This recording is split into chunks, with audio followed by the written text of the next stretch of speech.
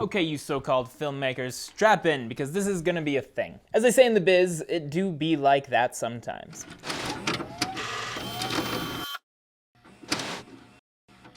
Audio is half your film. It's the more important half of your film. It's also the half most likely to fail. People sooner forgive bad visuals, but they never forgive bad audio, and they never forget. There are many very expensive ways to achieve pitch-perfect audio, but nothing is fail-safe or easy. So, first the good news. You see this device here. I need the cell phone again. So, first the good news.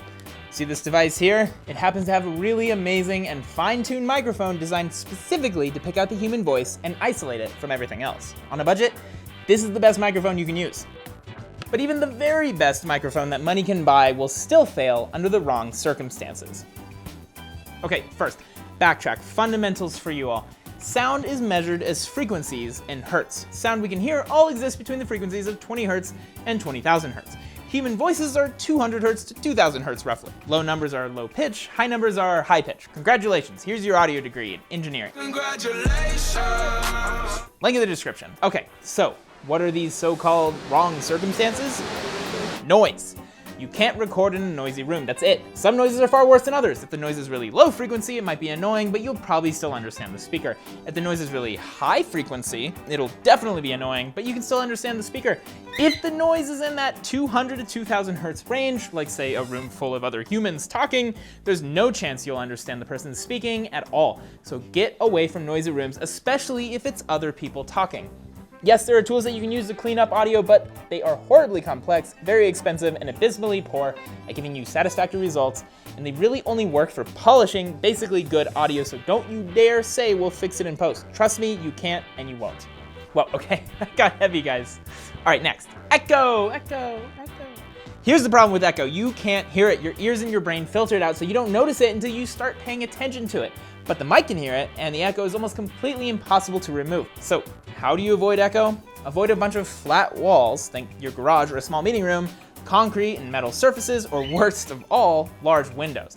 These all cause terrible echo and short echo called slap, and not the cool kind of slap either. Places that are good to film in without much echo, the outdoors, spaces with a lot of furniture, carpets, coats, clothing, places with too many flat, blank walls bounce sound around. This is the difference between an empty warehouse and, say, your living room or your closet if you're recording a voiceover.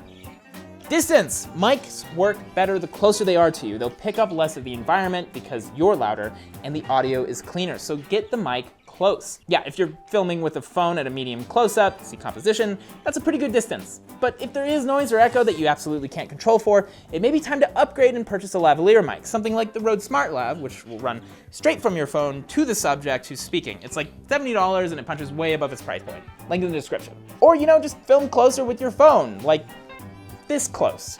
Okay, those are the big ones. If you can follow those 3 principles, your audio will be 1,000,000 times better and you won't be banging your head against the keyboard after another botched interview. Or worse, hand typing subtitles as you try to follow barely audible speech. So get out there and try it out.